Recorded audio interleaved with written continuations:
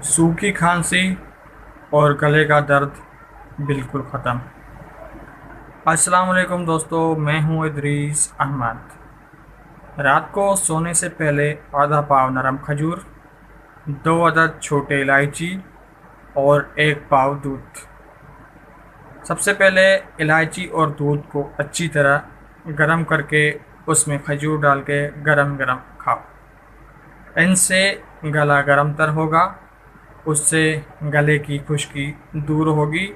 गले का दर्द और खुश्क खांसी और आवाज़ साफ करने के लिए तमाम ज़रूरी और बेहतर है।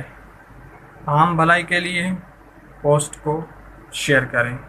अस्सलाम वालेकुम।